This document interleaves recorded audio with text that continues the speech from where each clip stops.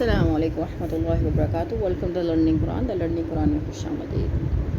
اور صبح کی آیت نمبر 21 ہم نے مکمل کر لی تھی، ان کے 2 رکوع ہمارے مکمل ہو گئے ہیں، 3rd رکوع ہم نے اسٹارٹ کرنا ہے۔ چلیے اسٹارٹ کرتے ہیں۔ بسم اللہ الرحمن الرحیم، شروع اللہ کے نام سے جو بڑا مہربان اور نہایت رحم کرنے والا ہے۔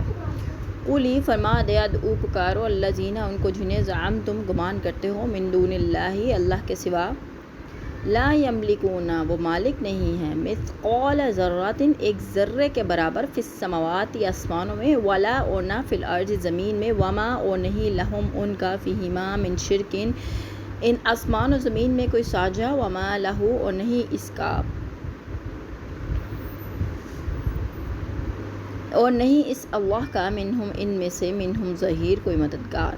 اے نبی آپ کہہ دیجئے جن کو تم اللہ کے سوا الہ سمجھ رہے ہو انہیں پکار کر دیکھ لو، وہ تو آسمان اور زمین کے موجودات میں ذرہ بھر بھی اختیار نہیں رکھتے، نہ ہی ان موجودات میں ان کی کچھ شرکت ہے اور نہ ہی ان میں سے کوئی اللہ کا مددگار ہے۔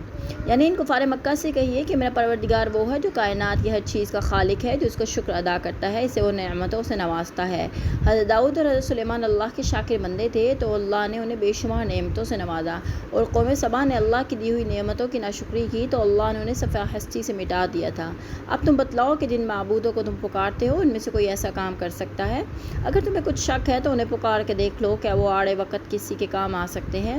اس بات کو اس پہلو سے بھی سمجھو کہ کائنات میں کسی بھی چیز پر ان کا کچھ اختیار ہے، نہ انہوں نے کسی چیز کو بنایا، نہ ہی کسی چیز کی تخلیق میں ان کی شرکت ہے، نہ ہی ان کا ظاہر اور باطنی اسباب پر کنٹرول ہے، پھر وہ تمہاری بگڑی کو سنوار کیسے سکتے ہیں اور فائدہ کیا پہنچا سکتے ہیں؟ فائدہ یا نقصان تو وہی ہستی پہنچا سکتی ہے جس کے پاس کچھ ایسے اختیارات بھی ہوں، اور جو چیز خود بے اختیار اور مجبور محض ہے، اس سے نفع یا نقصان کی کیسے توقع کی جا سکتی ہے؟ ولا تنفع اور نفع نہیں دیتی، شفاعت عندہ اس کے پاس، الا سوائے لمن اذن جسے وہ اجازت دے، لہو اس کو، حتیٰ یہاں تک، اذا جب فزع دور کر دی جاتی ہے، عن قلوبہم ان کے دلوں سے، قالوا کہتے ہیں، ماذا کیا، قال کہا، ربکم تمہارے رب نے، قالوا وہ کہتے ہیں، الحق حق، وہو اور وہ، علی الکبیر بلند مرتبہ بزرگ قدر۔ اس کے ہاتھ صرف اس کی سفارش فائدہ دے سکتی ہے جس کے لیے وہ خود اجازت دے، حتیٰ کہ جب لوگوں کے دلوں سے گھبراہٹ دور ہوگی تو وہ پوچھیں گے کہ تمہارے پروردگار نے کیا جواب دیا، وہ کہیں گے کہ ٹھیک جواب ملا اور وہ عالی شان اور سب سے بڑا ہے۔ اکثر مشرکوں کو اپنے معبودوں کے متعلق یہ عقیدہ بھی پایا جاتا ہے کہ وہ بڑے خدا یعنی اللہ کے ہاں ان کی سفارش کرتے ہیں، اگرچہ کام بنانے والا اللہ ہی ہوتا ہے۔ ہمارے یہ معبود یا بزرگ اللہ کے ہاں ہماری سفارش کریں، ہمارے کام اللہ سے کروانے کا سبب ہوتے ہیں، لہذا اللہ تعالیٰ نے سفارش کے متعلق اپنا ضابطہ بیان فرما دیا، اور یہ ضابطہ پہلے بھی قرآن پاک میں متعدد بار گزر چکا ہے۔ مختصراً یہ کہ اللہ کے ہاں سفارش وہی شخص کر سکے جس کو اللہ کی طرف سے اجازت ملے گی۔ کیا معلوم کہ جسے تم سفارشی سمجھ رکھا ہے اسے اجازت بھی ملتی ہے یا نہیں؟ نمبر 2، اس شخص کے حق میں سفارش کی جا سکے گی جس کے متعلق اللہ چاہے، اور تمہیں یہ کیسے معلوم ہو سکتا ہے کہ تمہارے حق میں اللہ کی طرف سے سفارش کی اجازت کسی کو ملتی ہے یا نہیں؟ نمبر 3، اور صرف اس گناہ کی مغفرت کی سفارش کی جا سکتی ہے جس کے متعلق اللہ چاہے۔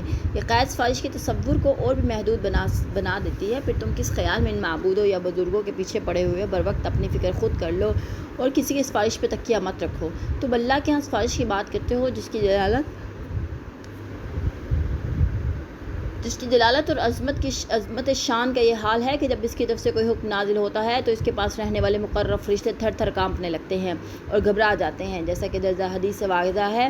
حضرت ابو ہریرہ رضی اللہ تعالیٰ عنہ کہتے ہیں کہ آپ نے فرمایا، جب اللہ تعالیٰ کسی کام کا فیصلہ کرتا ہے تو فرشتے اللہ تعالیٰ کے اس قول کے لیے عذرائے عاجزی اپنے پر مارتے ہیں، اور ایسی آواز آتی ہے جیسے کسی زنجیر کو صاف پتھر پر کھینچنے سے آتی ہے۔ پھر جب انہیں ہوش آتا ہے تو ایک دوسرے سے پوچھتا ہے کہ تمہارے پروردگار نے کیا کہا؟ دوسرا کہتا ہے جو کہا درست کہا اور وہ بزرگ و برتر ہے۔ آپ نے فرمایا، اور شیطان زمین و آسمان کے درمیان ایک دوسرے کے اوپر جمع ہو جاتے ہیں تاکہ آسمانی خبریں چرا سکیں۔ ایسی جاہ و جلال والے اللہ تعالیٰ کے ہاں کسی کو یہ جرت ہو سکتی ہے کہ اس کی اجازت کے بغیر کسی کی سفارش کر سکے، اور تم لوگ کس قسم کی خوش فہمی میں مبتلا ہو؟ محدثین نے اس حدیث کو اس آیت کی تفسیر میں اس لیے لائے ہیں کہ اہل عرب میں سے ایک گروہ فرشتوں کو کارگاہ عالم میں متصرف سمجھ کر ان کی پوجا کرتا تھا۔ جو لوگ ان میں سے آخرت کے کسی حد تک قائل تھے وہ یہ سمجھتے تھے کہ اگر قیامت کو باعث پرس ہوگی تو یہ فرشتے اللہ کے ہاں ہماری سفارش کریں گے، ہمیں چھڑا لیں گے۔ اور بعض مفسرین نے اس آیت کو ان مشائخ اور پیروں سے متعلق کیا ہے جو اپنے مریدوں کی شفاعت کر کے چھڑا لینے کے وعدے کرتے ہیں اور کسی نہ کسی پیر کے دامن سے وابستہ رہنے کی تلقین کرتے ہیں۔ یعنی کیا شافعہ کیا مشفوع، دونوں قیامت کے دن اس دن کی گھبراہٹ سے سخت گھبرائے ہوئے ہوں گے اور دونوں اس انتظار میں ہوں گے کہ شفاعت کرنے کی اجازت ملتی بھی ہے یا نہیں۔ پھر اگر اللہ تعالیٰ کی طرف سے شافعہ کو شفاعت کی اجازت مل جائے تو اس کی گھبراہٹ کسی حد تک دور ہو سکتی ہے۔ جس کو مشفوع بھانپ کر اس سے پوچھتا ہے کہ کیا جواب ملا تو شافعہ کہتے ہیں کہ معاملہ ٹھیک ہے، اجازت مل گئی ہے، تو اس وقت مشفوع کی جان میں جان آتی ہے۔ اس میں شافعہ اور مشفوع دونوں کو تنبیہ کی گئی ہے کہ تم نے شفاعت سے متعلق جس قسم کا تصور مان رکھا ہے وہ قطعاً غلط ہے۔ اللہ کی بارگاہ اتنی عالی مرتبہ اور بڑی ہے کہ وہاں اللہ کی اجازت کے بغیر نہ مقرب فرشتوں کو دم مارنے کی ہمت ہوتی ہے اور نہ کسی اور بڑی شخصیت کو۔ کسی کو یوں کہنے کی ہمت نہ ہوگی کہ وہ اللہ تعالیٰ سے یوں کہہ سکے یہ تو میرے دامن کے وابستہ ہے، لہذا اسے بخشنا ہی پڑے گا، کیونکہ شافعہ کو تو اپنی بھی خبر نہیں کہ اس کا کیا حال ہوگا، وہ بھلا دوسروں کی ذمہ داری کیسے لے سکتا ہے۔ اللہ تعالیٰ ہم سب کو قیامت کے دن نبی اکرم صلی اللہ علیہ وسلم کی شفاعت عطا فرمائے۔ کہتے ہیں کہ جو اذان کے بعد کی جو دعا ہے، اللہم رب هذه الدعوة التامة والصلاة القائمة آت محمدا الوسیلة والفضیلة والدرجة الرفیعة وبعثه مقاما محمودا الذی وعدته وارزقنا شفاعته یوم القیامة انک تخلف الميعاد۔ اے اللہ اس دعوت کامل اور اس کے نتیجے میں کھڑی ہونے والی نماز کے رب تو محمد صلی اللہ علیہ وسلم کو وسیلہ، فضیلت اور بلند درجہ عطا فرما اور ان کو اس مقام محمود پہ پہنچا دے جس کا آپ نے ان سے وعدہ فرمایا ہے، بے شک تو اپنے وعدے کے خلاف نہیں کرتا۔ کہتے ہیں جو ہر نماز کے بعد ہر اذان کے بعد یہ دعا پڑھتا ہے تو اللہ تعالیٰ قیامت کے دن نبی اکرم صلی اللہ علیہ وسلم کی شفاعت عطا فرمائیں گے۔ اللہ پاک ہم سب کو قیامت کے دن نبی اکرم صلی اللہ علیہ وسلم کی شفاعت عطا فرمائے، آمین ثم آمین۔ نیکسٹ آیت دیکھتے ہیں، آیت نمبر 24۔ قل فرما دے من کون یرزقکم تمہیں رزق دیتا ہے من السماوات یا آسمانوں سے والارض اور زمین سے، قلی فرما دیں قل اللہ فرما دے اللہ و ان اور بے شک ہم او یا ایاکم تم ہی لعلی ہدن البتہ ہدایت پر او یا فی ضلال گمراہی میں مبین کھلی۔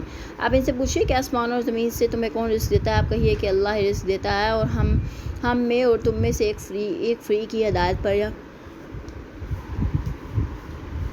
کھلی گمراہی میں پڑا ہوا ہے۔ یعنی یہ بات تو فرقین یعنی رسول اللہ اور قریش مکہ میں مسلم تھی کہ رزق دینے والا اللہ ہی ہے اور اب انسانوں کے لیے لازم تو یہی ہے کہ عبادت اسی کی جانی چاہیے، یا جو کھانے کو دیتا ہے یا دیتا رہتا ہے۔ پھر آخر دوسرے معبودوں کو جن کا رزق کی پیدا یا تقسیم میں کوئی حصہ نہیں ہے،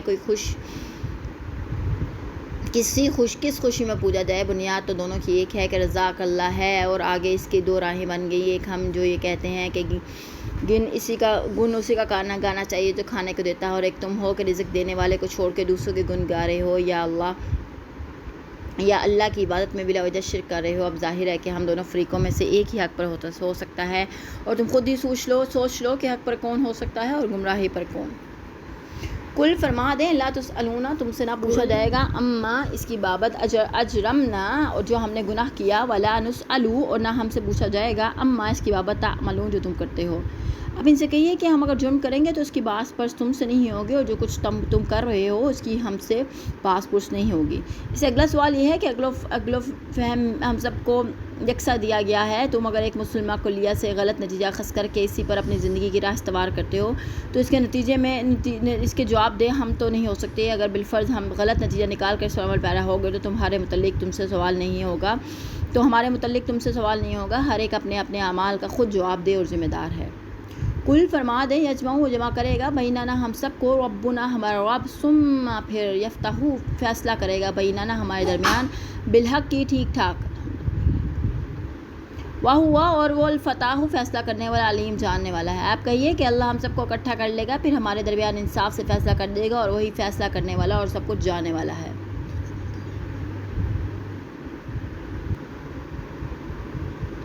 اگر تم لوگ سمجھتے ہو کہ آخرت کا جواب دہی کا تصور ہی غلط ہے تو یقین جانو کہ جو اللہ ہم سب کے عدم سے وجود میں لایا ہے،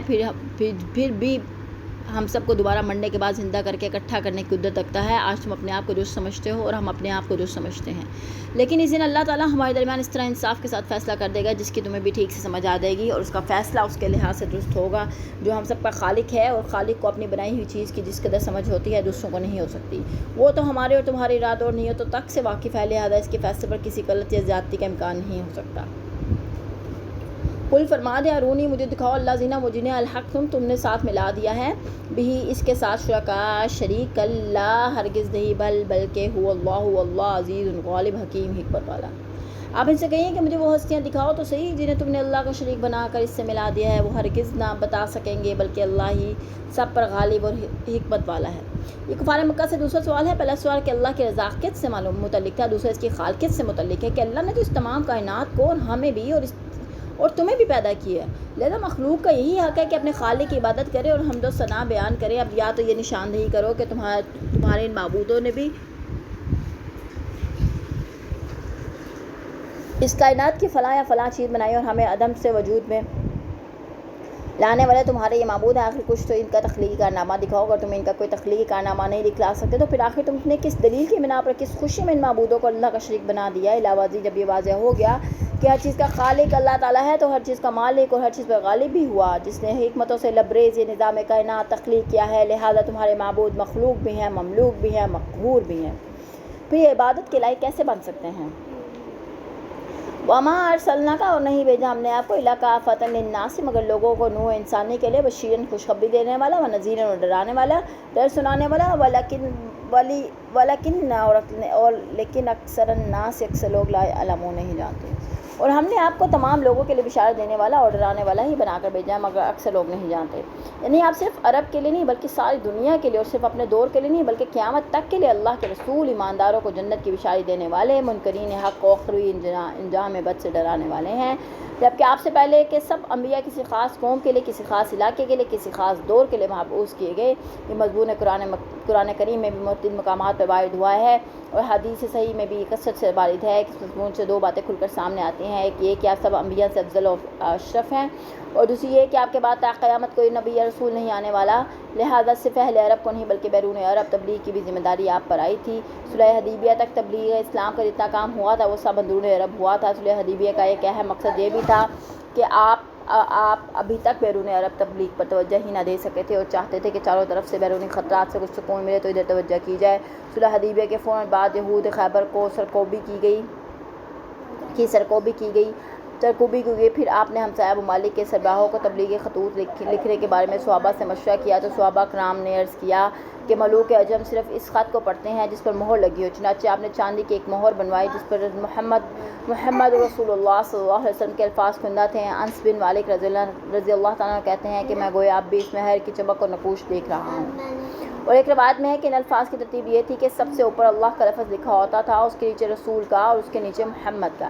اس زمانے میں دو بڑی سلطنت تھیں، ایک روم اور دوسرے ایران کی، اس لیے پہلے ہم انہی کا ذکر کرتے ہیں۔ روم کا شہنشاہ ہرقل خود تورات اور انجیل کا عالم تھا، اسے خوب معلوم تھا کہ نبی آخر الزمان کے ظہور کا وقت آ چکا ہے اور نبی آخر الزمان کی خبریں اسے پہنچ بھی چکی تھی، اور وہ دل سے جان چکا تھا کہ نبی آخر الزمان آ چکا ہے جس کی بشارت تورات اور انجیل میں موجود ہے۔ پھر اس موقع کے 14 سال بیشتر جب شہنشاہ روم کو ایران کے ہاتھوں شکست ہوئی تو قرآن نے سورۃ روم کے دوبارہ فتح پانے کی خوشخبری دی، جبکہ ایسی معجزانہ فتح کے دور دور تک کئی آثار نظر نہیں آ رہے تھے،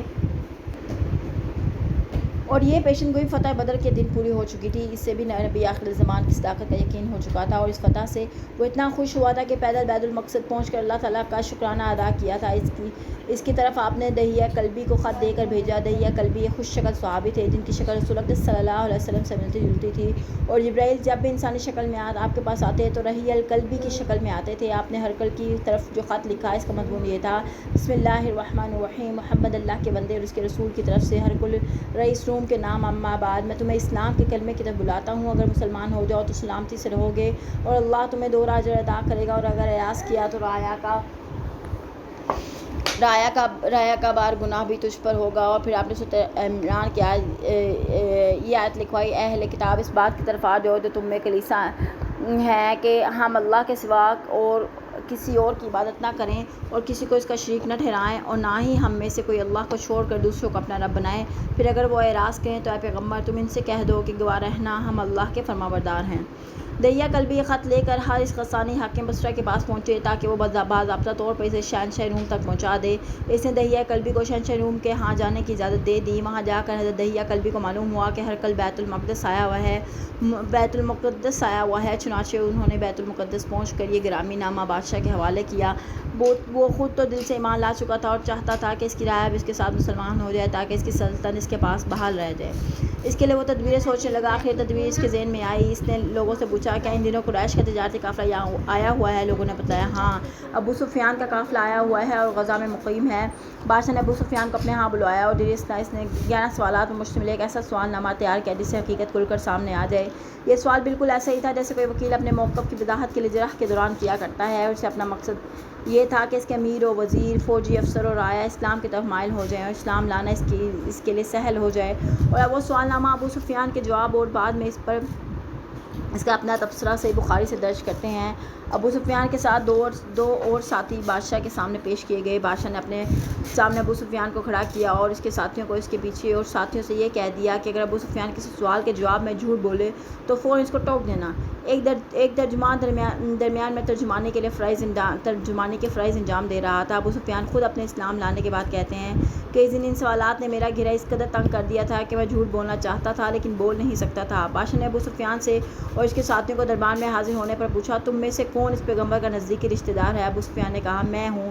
چنانچہ سوال و جواب شروع ہو گئے جس کے راوی بھی ابو سفیان ہی ہے۔ کیسر نے پوچھا تم میں اس پیغمبر کا خاندان کیسا ہے؟ میں نے کہا اس کا نسب اچھا ہے۔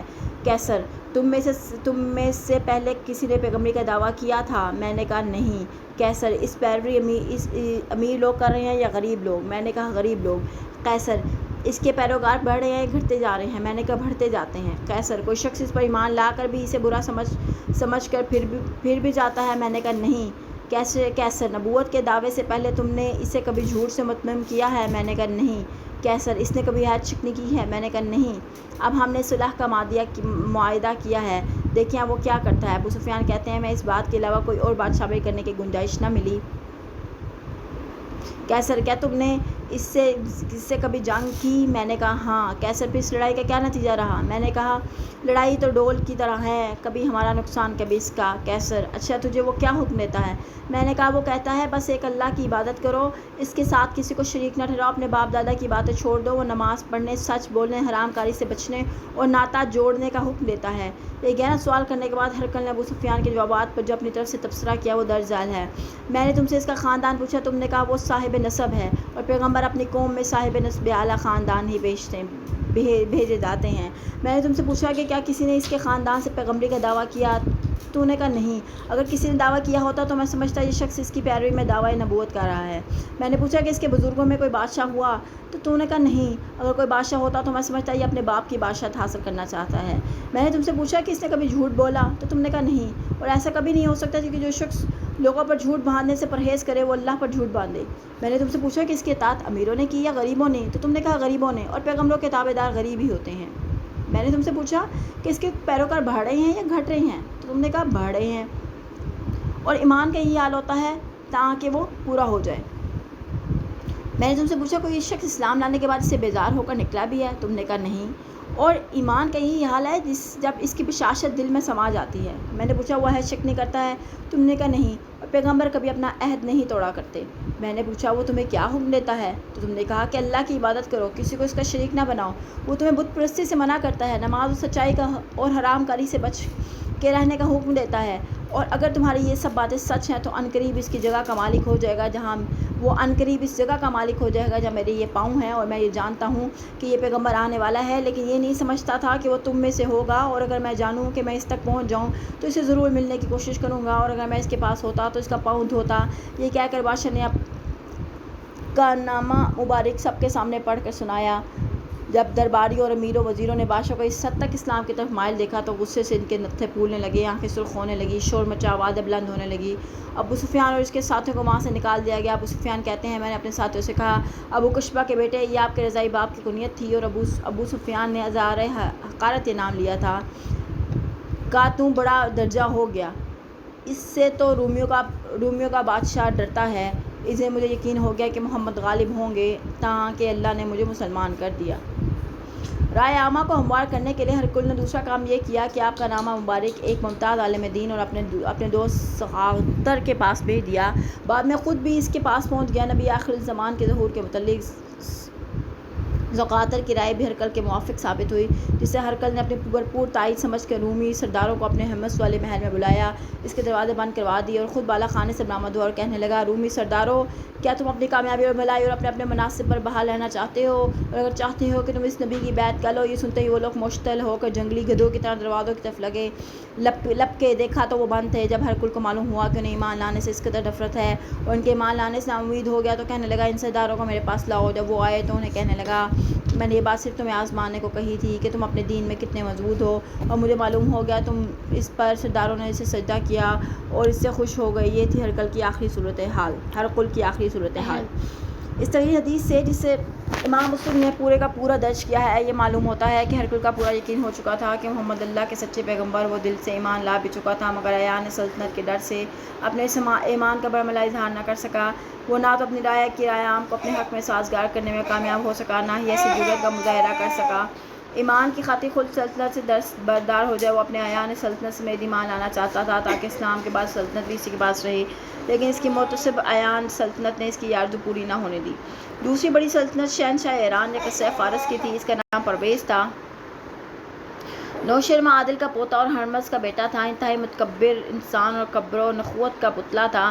زرتشتی مذہب کا قائل تھا، نہ آخرت کا قائل تھا، نہ انبیاء کا، مشرک اور آتش پرست تھا۔ مسلمانوں کے مقابلے میں قریش مکہ کی ہمدردیاں اس کے ساتھ تھیں۔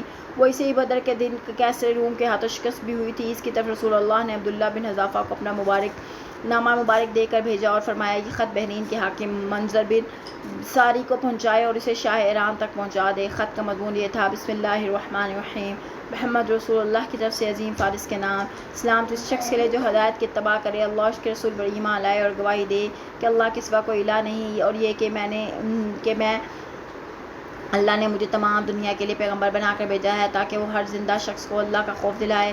اسلام قبول کر لو تو سلامت رہو گے، اور اگر تم نے یہ بات تسلیم نہ کی تو تمام مجوس کا بار گناہ تم پر ہی ہوگا۔ عجم کا طریقہ یہ تھا: جو خط سلاطین کو لکھے جاتے ان میں بادشاہ کا نام سب سے پہلے ہوتا تھا اور مکتوب نگار کا بعد میں، مگر یہاں ترتیب بالکل برعکس تھی: سب سے پہلے اللہ کا نام، پھر رسول اللہ کا نام اور پھر کسری کا نام۔ اس بات پر ہی وہ سیخ پا ہو گیا۔ حضرت عبداللہ سے کہا کہ اگر تم قاصد نہ ہوتے تو میں تمہیں قتل کرا دیتا۔ پھر کہنے لگا: میں ایسے گستاخ شخص کے لیے ابھی گرفتاری کا فرمان جاری کرتا ہوں۔ یہ کہہ کر آپ کا نامہ مبارک پھاڑ ڈالا، اور کچھ عرصے بعد جب حضرت عبداللہ نے واپس آ کر رسول اللہ کو اس خط کے پھاڑنے کا قصہ سنایا تو آپ نے فرمایا: اللہ ایسی سلطنت کو پھاڑ ڈالے گا، ایسے ہی اس کی سلطنت کو پھاڑ ڈالے گا۔ چنانچہ آپ کے پیشن گوئی خلفائے راشدین کے دور میں حرف بہ حرف پوری ہوئی۔ چنانچہ پرویز کچکلا ایران نے یمن کے حاکم بازان کو، جو شاہ ایران کا گزار تھا، خط لکھا کہ عرب میں جس شخص نے پیغمبری کا دعویٰ کیا اسے گرفتار کر کے میرے پاس بھیج دو۔ ان دنوں عرب قبائل کی بالکل وہی نوعیت تھی جیسے پاکستان اور آزاد قبائل کی ہے۔ آزاد قبائل کئی باتوں میں آزاد ہیں اور بعض امور میں پاکستان سے منسلک ہیں۔ ایسے ہی کہ کسری عرب قبائل کو اپنی سلطنت کا حصہ تصور کرتا تھا، جس کی بنا پر اس نے حاکم یمن کو ایسا خط بھیجا۔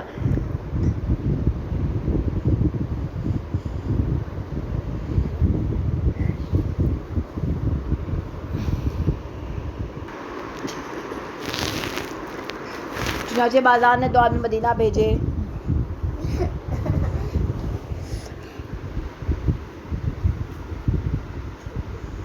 انہوں نے آپ کے ہاں پہنچ کر عرض کی کہ شہنشاہ عالم کسری نے آپ کو بلایا ہے، اور اگر اس کے حکم کی تعمیل نہ کرو گے تو وہ تمہیں اور تمہارے مال کو تباہ کر دے گا۔ آپ نے ان قاصدوں سے کہا کہ اب رات ہو گئی ہے، تم اب کل آنا۔ دوسرے دن جب وہ حاضر ہوئے تو آپ نے ان سے فرمایا: تمہارے شہنشاہ عالم کو تو آج رات اس کے بیٹے شیرویہ نے قتل کر ڈالا ہے۔ تم واپس چلے جاؤ اور اسے کہہ دینا کہ اسلام کی حکومت ایران کے پایہ تخت تک پہنچے گی۔ جب یہ قاصد واپس یمن پہنچے تو اس وقت تک یمن میں پرویز شاہ ایران کے قتل ہونے کی خبر پہنچ چکی تھی۔ وہ صورتحال دیکھ کر بازان خود بھی مسلمان ہو گیا، یہ قاصد بھی، اور رعایا کے اور بھی بہت سے لوگ حلقہ اسلام میں داخل ہو گئے۔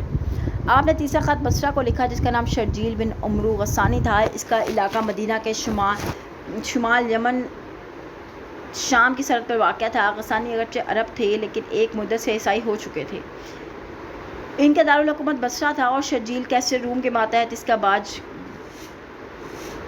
گزار تھا۔ اس کے پاس آپ کے قاصد حارث بن عمیر خط لے کر آئے تو اس بدبخت نے آپ کے قاصد کو شہید کر دیا۔ یہ چونکہ بین الاقوامی قانون کی خلاف ورزی اور اعلان جنگ کی مترادف تھا، لہذا آپ نے اس کے خلاف لشکر کشی کی تیاری شروع کر دی اور جمادی الاول 8 ہجری میں 3000 کا لشکر روانہ فرمایا اور اس کا سپہ سالار زید بن حارثہ کو مقرر فرمایا، جو آپ کے آزاد کردہ غلام تھے، اور ساتھ یہ بھی فرمایا کہ اگر زید شہید ہو جائیں تو پھر جعفر بن طیار جھنڈا سنبھال لیں، اگر وہ بھی شہید ہو جائیں تو عبداللہ بن رواحہ سپہ سالار ہوں گے۔ اس لشکر کو رخصت کرنے کے لیے آپ بنفس نفیس مدینہ سے باہر کچھ دور تک تشریف لے گئے۔ شرجیل کو بھی اسلامی لشکر کشی کی خبر ہو چکی تھی۔ اس نے اس مقابلے کے لیے 1 لاکھ فوج تیار کی۔ جب مسلمانوں کو اس صورتحال کا علم ہوا تو وہ تردد میں پڑ گئے کہ 3000 1 لاکھ کی کیا نسبت ہے۔ شرح حضرت زید کی رائے یہ تھی کہ ابھی توقف کیا جائے اور رسول اللہ کو مطلع کر کے مدینہ سے مزید کمک منگوائی جائے، لیکن عبداللہ بن رواحہ کہنے لگے کہ ہم تو شہادت کے متمنی ہیں، فتح و شکست اللہ کے ہاتھ میں ہے، پھر ہم تاخیر کیوں کریں؟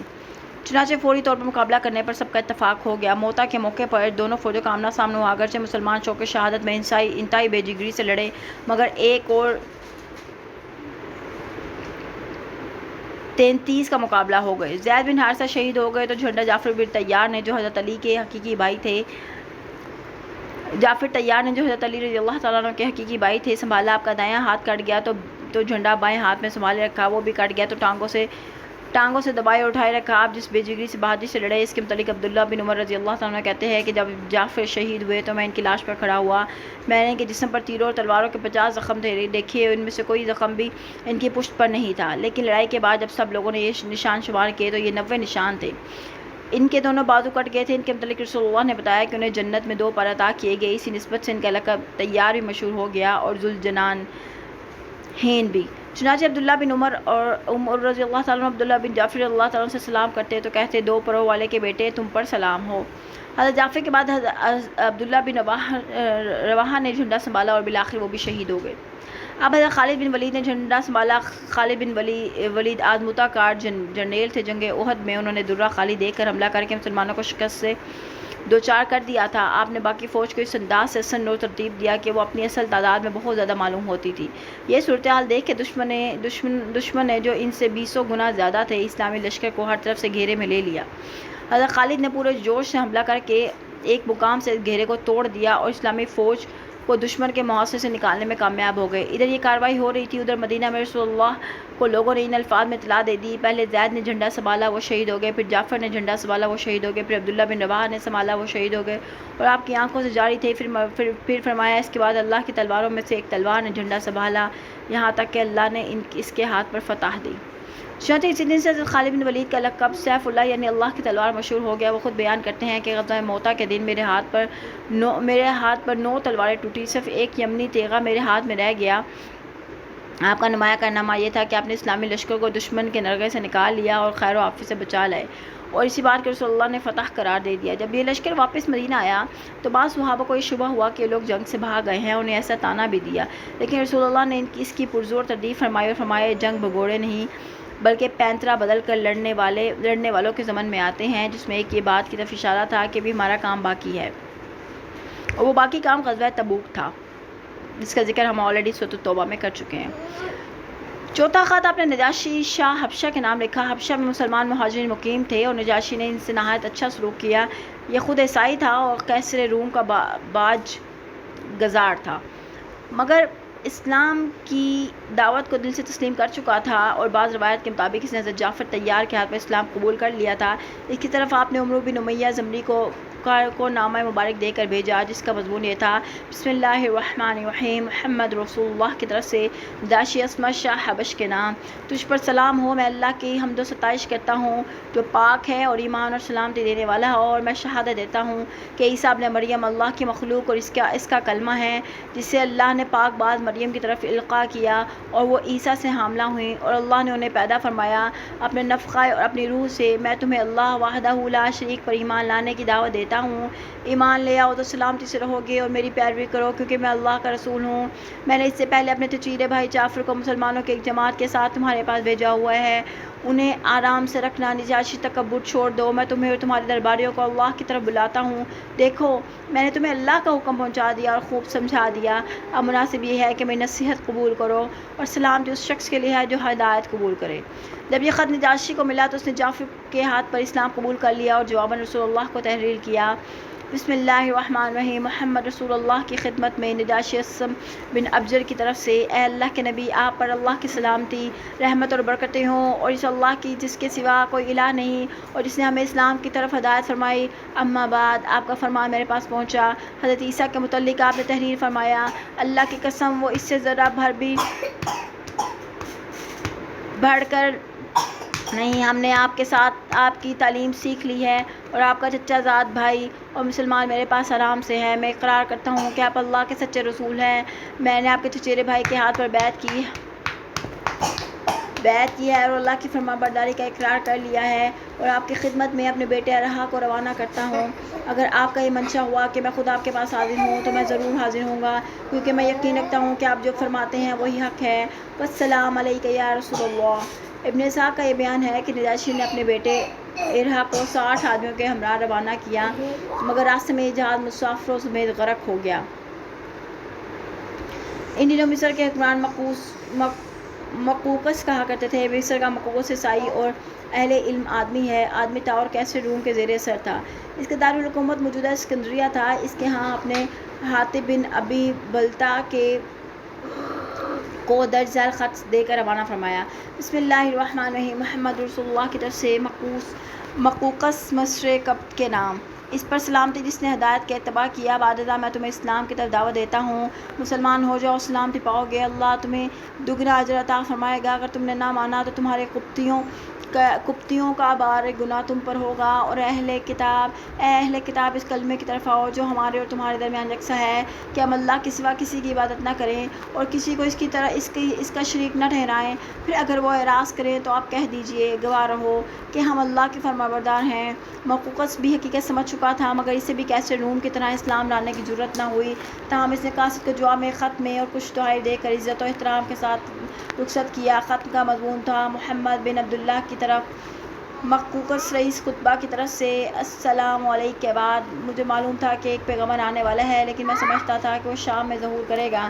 میں نے آپ کے قاصد کی عزت کی 2 لڑکیاں بھیج رہا ہوں جن کی قبطیوں میں بہت عزت کی جاتی ہے، اور میں آپ کے لیے کپڑا اور آپ کی سواری کے لیے خچر بطور ہدیہ بھیجتا ہوں۔ والسلام۔ یہ 2 لڑکیاں جن کا نام ماریہ اور سیرین تھا، راہ میں حاطب بن ابی بلتا کی تبلیغ سے مسلمان ہو گئیں، اور یہ شاہی گھرانے سے تعلق رکھتی تھیں۔ ان میں سے ماریہ سے تو آپ نے خود نکاح کر کے حرم میں شامل کر لیا، اور اسی کے بطن سے حضرت ابراہیم علیہ السلام پیدا ہوئے، اور سیرین حضرت حسان بن ثابت کے حوالہ عقد میں آئیں، اور یہ دونوں حقیقی بہنیں تھیں، اور خچر سفید رنگ کی، قد آور اور خوبصورت تھی۔ اس کا نام دلدل تھا۔ جنگ حنین میں آپ اسی خچر پر سوار تھے۔ چھٹا خط آپ نے منذر بن ساوا والی بحرین کے نام حضرت علا بن حضرمی کے ہاتھ روانہ فرمایا۔ یہ حکمران ساسانی یا ایرانی بادشاہوں کے زیر اثر اور باج گزار تھے، اور رعایا میں سے کچھ لوگ یہودی تھے اور کچھ مجوسی۔ جب اس کے پاس آپ کا گرامی خط پہنچا تو اس نے اسلام قبول کر لیا، لیکن اسی رائے میں کچھ لوگ تو مسلمان ہو گئے اور کچھ اپنے سابقہ مذہب پر قائم رہے۔ ان کے متعلق منظر سے بارگاہ رسالت سے حکم دریافت فرمایا۔ آپ نے منظر کی سعادت اور صلاحیت کو بنظر عزت دیکھا اور یہود اور مجوس سے جزیہ وصول کرنے کا حکم صادر فرما دیا۔ یہ جزیہ تو مدینہ کے بیت المال میں جاتا تھا، اور بحرین کی حکومت انہی کے پاس رہی۔ امان بن جعفر بن جلندری اور عبداللہ بن جلندری 2 بھائیوں کی حکومت تھی۔ آپ نے ان کے پاس حضرت عمرو بن عاص رضی اللہ تعالیٰ عنہ کو اپنا خط دے کر بھیجا۔ ان دونوں بھائیوں نے حضرت عمرو بن عاص کے ساتھ طویل مکالمہ اور گہرے غور و خوض کے بعد اسلام قبول کر لیا، اور ان کی اثر سے رعایا کا اکثر حصہ بھی اسلام لے آیا۔ 8واں خط آپ نے حوضہ بن علی والی یمامہ کے نام لکھا، جو قبیلہ بنو حنیفہ کا رئیس تھا۔